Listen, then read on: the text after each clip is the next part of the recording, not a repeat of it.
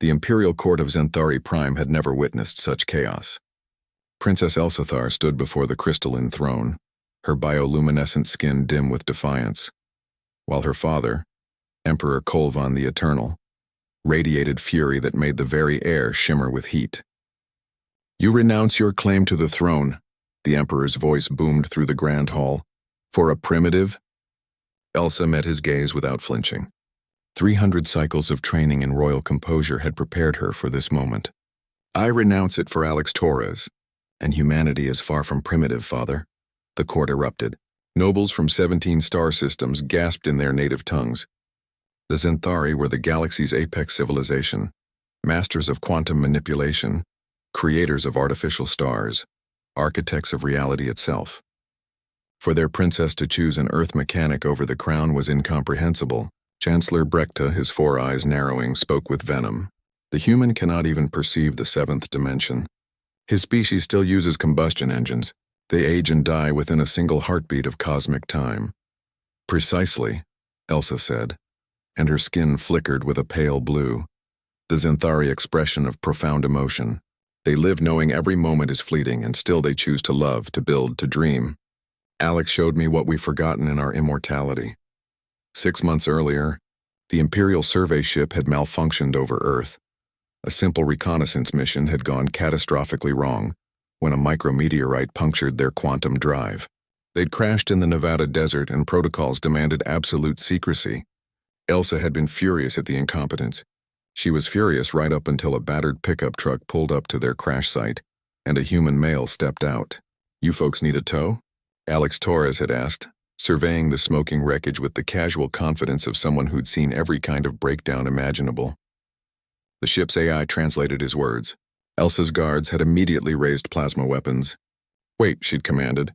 Something in his eyes, brown, simple, human eyes, held no fear. Only curiosity and genuine concern. "Your vehicle is damaged," Alex had observed, walking around the hull.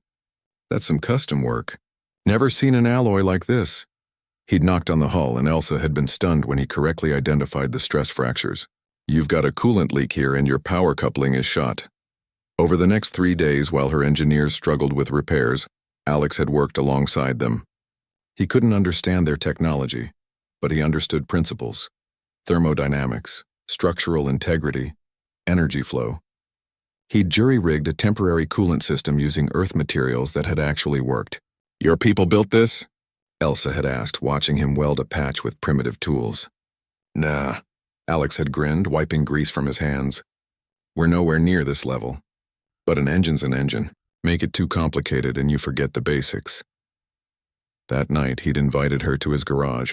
She'd expected primitive squalor. Instead, she'd found a cathedral of human ingenuity, a 1967 Mustang he was restoring, rebuilt entirely by hand. "Why?" she'd asked. "Your fabricators could print a new vehicle in minutes." "We don't have fabricators," Alex had laughed. "And even if we did, what's the point? It's not about the destination. It's about the journey. Every bolt I turn, I'm connected to the guy who built this 58 years ago. I'm part of something bigger." Elsa had touched the car's hood. Crude, simple, beautiful. "How long will you live?" she'd asked quietly. "If I'm lucky, maybe 80 years. I'm 4,000 cycles old," she'd whispered. "I'll live another 40,000. Alex had looked at her, then really looked. "Then I guess you better make them count." Now, standing before her father, Elsa remembered those words. "The human taught you nothing we haven't known for millennia," the Emperor declared. "No, father. He taught me what you've forgotten." Elsa's voice rang clear through the hall. "When did we last create something with our own hands? When did we last risk anything? We've achieved immortality and perfection, and in doing so, we've become stagnant." She activated her personal holoprojector. Images filled the throne room. Alex in his garage, his hands blackened with oil but his eyes bright with purpose. Humans laughing despite their brief lives. Human children building sandcastles that the tide would erase, not in despair but in joy. "They know they will die," Elsa continued, "yet they love fiercely. They know they will fail, yet they attempt the impossible. They are fragile, brief candles in the cosmic dark, and they burn so brilliantly it puts our eternal stars to shame." "You would throw away eternity," her mother, Empress Liranel spoke for the first time, her voice breaking. For decades? Elsa smiled, and for the first time in centuries, it was genuine. Alex asked me if I'd ever truly lived in my 4,000 cycles. I couldn't answer him, Mother. Can you? Silence fell over the court. He's teaching me, Elsa said softly.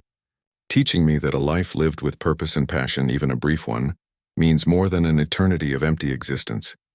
He's shown me that humans don't conquer the universe through power. They do it through stubborn, irrational hope. Emperor Kulvan stared at his daughter. Finally, after a moment that stretched like eons, he spoke. What does this human offer that we cannot? Mortality, Elsa answered. Alex is teaching me to die.